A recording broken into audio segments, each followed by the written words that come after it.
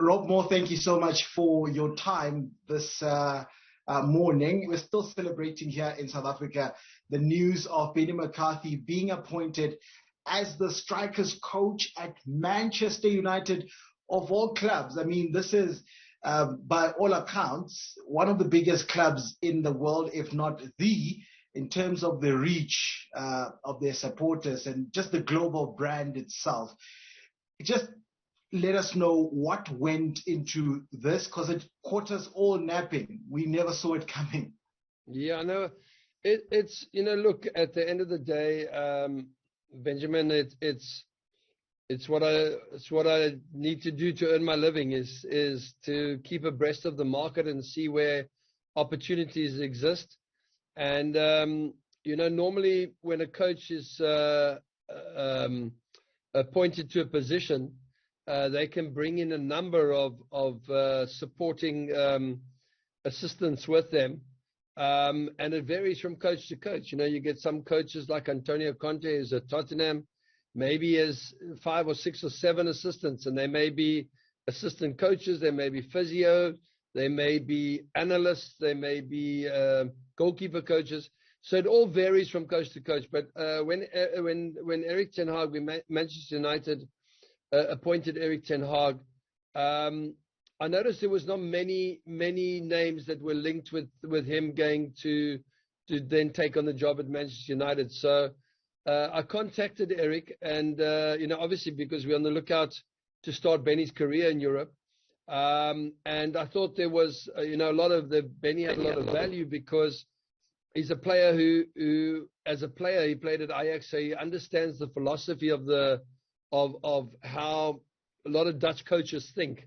And because he's played underneath them, he speaks 4 languages: English, Dutch, Spanish, and Portuguese, which is always very important when you are communicating with players and players of a big club where you sign players from all over the world.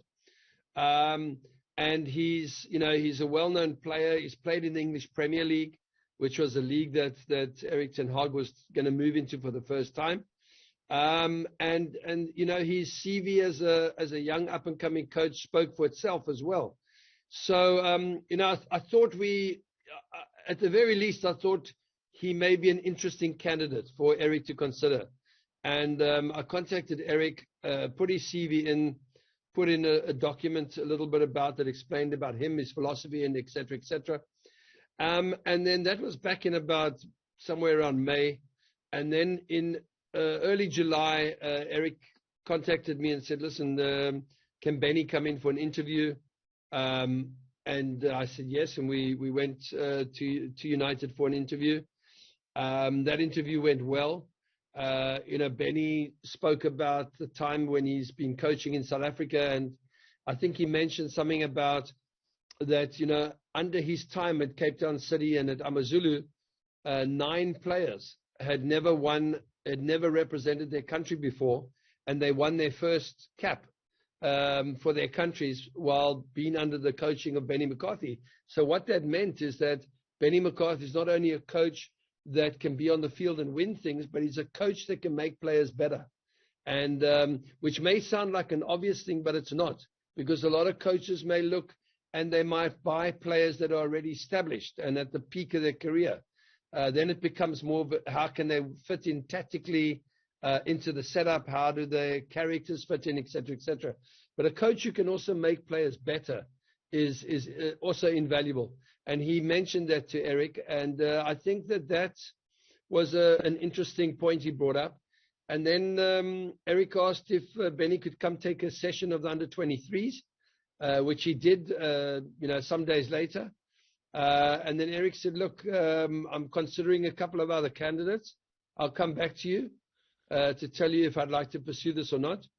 And then around 10 days ago, actually the day that Ronwen Williams was signing for Sundowns and I was in South Africa, I got a text from Erik to say, I've told Benny that I want to take him. So please, can you, contact the club and finalize the contract as soon as possible. And then we did that last week, and Friday he signed, and Friday he had his first day at work at Carrington.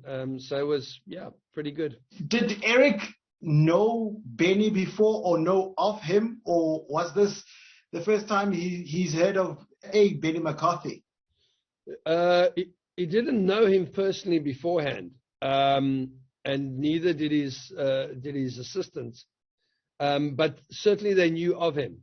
I mean, he's well known in Europe. He's a player who's won the Champions League. He's a player who won the Golden Boot as the top scorer in Portugal in 2004, and he came runner-up to Didier Drogba as the second highest goal scorer in the English Premier League in 2007. So, he's a well-known player. And funnily enough, Steve McLaren, who is Eric's other assistant, Steve tried to sign Benny when Steve was coach of Middlesbrough, and Middlesbrough were in the Premier League, I think back in 2000, 2001. I remember going with Benny to Middlesbrough to meet Steve, and Middlesbrough couldn't get a work permit for Benny at that time, and that delayed Benny's entry into the Premier League. And so Steve knew him, and had met him briefly, but that really was the sum total of it. It was he was gaining and meeting certainly Erik ten Hag, and for the first time. Rob, because obviously some of us expected Benny to maybe pay his dues a little bit more. I know he's been at Cape Town City, he's been at AmaZulu, he's done a fantastic job at both those clubs. How ambitious was he or you to even dare to try and just apply for a job at Manchester United? I mean, it's successful now. He's there. He's been appointed. But at the time, did he have the faith when you perhaps proposed it to him?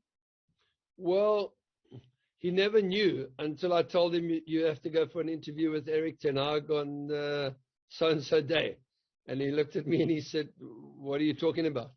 I said, "Yeah, Erik wants to meet you." And because the way I work as an agent, I don't go and tell my players and give them a running commentary every day of who I speak to, because all that leads to is an emotional up and down. If I told Benny back in May that I had put him forward to Erik ten Hag at Man United, he would have been on my case every single day, and my life would have been a nightmare. So I rather just keep quiet, and so my players know I keep quiet. Maybe they don't hear from me for some weeks in a transfer window, and then boom, something. Well, hopefully the idea is that something then just comes out the blue, and they say, "Yeah, okay, good, that sounds interesting. Let's go for it." In terms of his contract, is there a performance clause? Is there something that management is looking at to say this is your target for at least the first season initially? No, I mean, I don't want to discuss specifics of his contract because that's a breach of confidentiality. But suffice it to say that he's part of a coaching team, and it's it's obviously what the team achieved together, and often the team's fortunes are linked to ultimately the leader of the team. Not always, but sometimes, and so together they need to work as a unit together in order to achieve maximum success. But where the leader of the unit, which is in this case Erik ten Hag, he is the ultimate decision maker. He has to make the calls that are going to be the game changers or whatever they may be. So I think for a guy like Benny it's very simple. Eric's going to be able to evaluate very quickly, is Benni McCarthy adding value or not to my setup. The thing that counted heavily in his favor in this appointment, really two things. Number one, obviously his stature as a player and what he achieved as a player in Europe. And then secondly, allied to that was the fact that he's clearly shown he wants to move ahead and become the best coach he can become. He's got his UEFA Pro license as a coach. He's gone into jobs like Cape Town City and Amazulu with smaller budgets, and he's been prepared to take those jobs on to try help those clubs achieve the maximum they can achieve. The idea obviously would be in time that he develops. It's very simple in life. You got to just manage to somehow get on the ladder, and once you're on the ladder, you have to climb. And Benny's managed to get on a ladder at quite a decent level with a pretty big club, but now he needs to climb. So I think right now he's not saying, well, I'll do this for one season and then I want to be an assistant coach and then I want to be the head coach somewhere else in a year's time. Not at all. All he's interested in is what does Eric want from me? How does he want me to contribute to this team and to his team? And while I'm doing this, hey, parallel to this, I want to just absorb, I want to learn, and I want to find out as much as I can find out to enrich my knowledge to help me become better at my job in the future. And then, you know what? The future will take care of itself. Benny spoke to me only about opportunity, and then by the way, I said to him, well, this is what your salary is. Oh, okay, yeah. When can we start working? And that's all he wanted, and which is great because this is, he's in a little bit of a different space maybe to where Pizzo is. Pizzo is a little bit older. Pizzo's done great things in Egypt. Pizzo at his stage, would he be prepared to go into Europe, but not as a number one?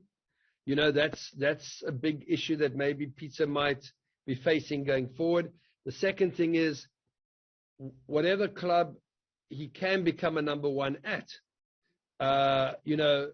then there's, is it going to be a club big enough that has a budget that could even compete with probably what he was getting in Egypt? Because I'm sure he was well looked after in Egypt, and he deserved to be because he did a great job. So, but Pizzo's, obviously at a different age. He's at a different stage where thankfully Benny's at a fairly young stage as a coach, and therefore, and he's had a good playing career. So, money's not an issue. It was all about opportunity.